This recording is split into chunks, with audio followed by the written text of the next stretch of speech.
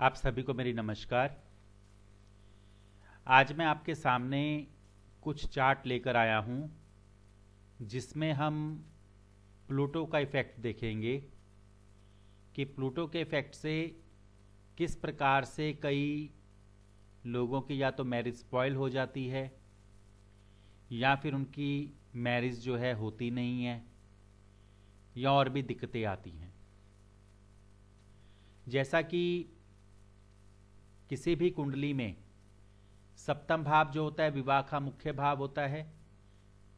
विवाह होने के बाद परिवार में एक मेंबर की बढ़ोतरी होती है तो दूसरा भाव परिवार का, विवाह करने की इच्छा तो 11वां भाव इच्छा का, और इसके जो नेगेटिव भाव हैं 1, 6, 8, 10, 12। एक जो है वो दूसरे का व्यय भाव है, छठा भाव जो है 7वें का व्यय भाव है, 8वां भाव जो है रुकावट, 12वां भाव जो है परेशानी। छठे और 12वें भाव यदि चल रही दशा में सक्रिय हों तो एक रिश्ता टूटने की भी स्थिति बन जाती है, या मंगनी होकर टूट जाता है, या रिश्ता होकर, या रोका होकर। इसके साथ ही कई बार ऐसा भी देखा गया है कि कुंडली में यदि विवाह का प्रॉमिस हो तब भी किसी न किसी प्रकार से विवाह में दिक्कत होती है या विवाह नहीं होता, और यदि विवाह हो जाता है तो वो खराब हो जाता है, क्योंकि प्लूटो या यूरेनस जो हैं ये विध्वंसक ग्रह हैं और ये अपना विध्वंस जो है प्रभाव देते हैं। कई बार ऐसा होता है कि जब सामने वाले से कुंडली आती है, सामने की तरफ से कुंडली आती है और विवाह नहीं हो रहा होता या बार बार दिक्कतें बहुत आ रही होती हैं, तो ये नेगेटिव भावों के साथ साथ दिमाग में ये भी आता है कहीं प्लूटो या यूरेनस का इफेक्ट तो नहीं। तो ऐसा अक्सर देखा गया है। तो कुछ चार्ट जो है मैं आपके सामने लेकर आया हूं। ये जो कुंडली आप देख रहे हैं ये अविवाहित अनमैरिड पर्सन की है। 5 दिसंबर 1982, 5:35 शाम, मुजफ्फरपुर बिहार का जन्म है। अब यदि यहां पर देखा जाए तो सप्तम भाव का उपनक्षत्र स्वामी जो है वो है शनि, और शनि किन भावों का कार्येश हो रहा है यदि हम देखें तो शनि जो है वो दूसरे भाव का, 5वें भाव का, शनि अनटेनेंटेड होकर दूसरे और 7वें भाव का। क्योंकि शनि जो है अनटेनेंटेड है, किसी भी ग्रह का वो नक्षत्र स्वामी नहीं बना। अनटेनेंटेड होकर शनि पहले, दूसरे, 7वें, 8वें, 9वें इन भावों का उपनक्षत्र है। तो अनटेनेंटेड ग्रह एक तो जिस भाव में स्थित होता है, जिन भावों का स्वामी होता है, और साथ ही 1 से 12 भावों में जिस भाव का उपनक्षत्र स्वामी बने उसका भी मजबूती से फल देने में सक्षम होता है। तो शनि अनटेनेंटेड होकर 2, 7 और नक्षत्र पर दूसरा भाव, हालांकि छठा भाव भी आ रहा है, लेकिन यह भी है कि यह विवाह का प्रॉमिस दे रहा है, लेकिन अभी तक इनकी जो है शादी नहीं हुई। तो अब जरा हम देखते हैं कि और क्या कारण बन रहा है। सप्तम भाव का उपनक्षत्र स्वामी जो है शनि, और यहां पर यदि हम देखते हैं तो शनि जो है जो प्लूटो के साथ है, शनि प्लूटो के साथ है। शनि की जो डिग्री है वो 7 डिग्री है और जो प्लूटो की डिग्री है 5 डिग्री है।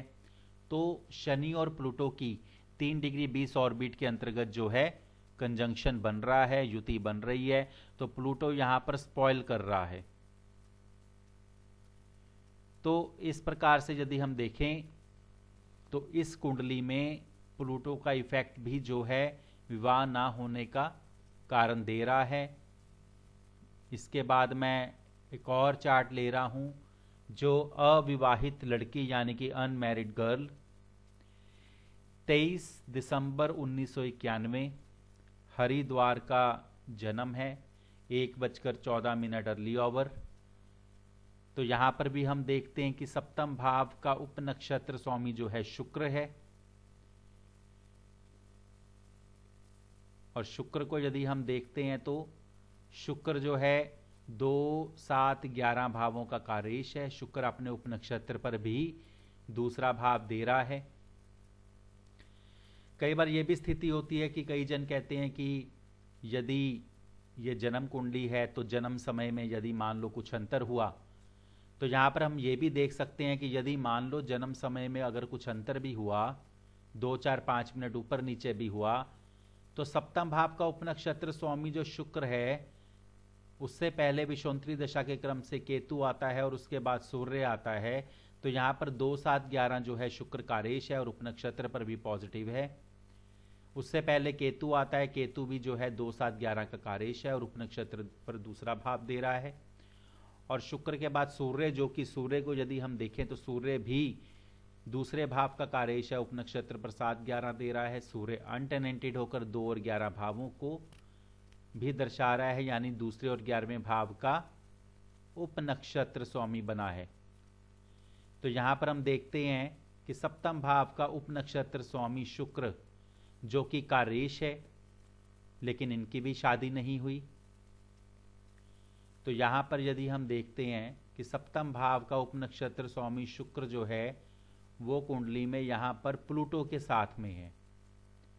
तो शुक्र और प्लूटो को यदि देखते हैं, शुक्र जो है 25 डिग्री 46 कला का है, प्लूटो जो है 28 डिग्री 8 कला का है।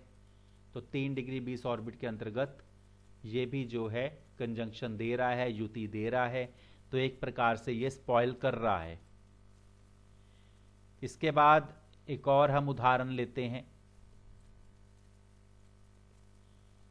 ये भी अविवाहित नेटिव है, अनमैरिड नेटिव, पुणे से, 5 अक्टूबर 1987, 4:05 पुणे का जन्म। अब यहां पर हम देखते हैं कि सप्तम भाव का उपनक्षत्र स्वामी बुध है। तो बुध क्या दर्शा रहा है यदि हम देखते हैं तो बुध जो है 2, 7, 11 भावों का कारेश है।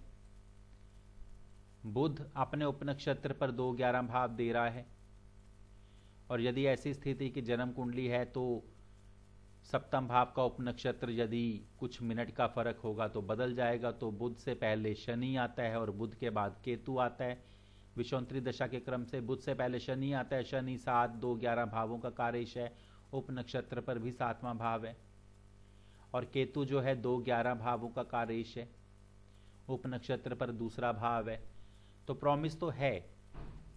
अब यहां पर सप्तम भाव का उपनक्षत्र स्वामी यदि बुध को हम देखें, सप्तम भाव का उपनक्षत्र स्वामी बुध को देखें तो बुध जो है यहां पर प्लूटो के साथ है।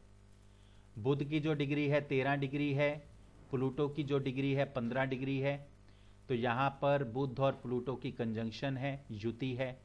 तो यहां पर भी ये इस प्रकार की स्थिति जो है दे रहा है। अब एक और हम चार्ट देखते हैं जिनकी 2 शादियां हुई। पहली शादी उनकी स्पॉइल हुई, दूसरी शादी उनकी स्पॉइल हुई।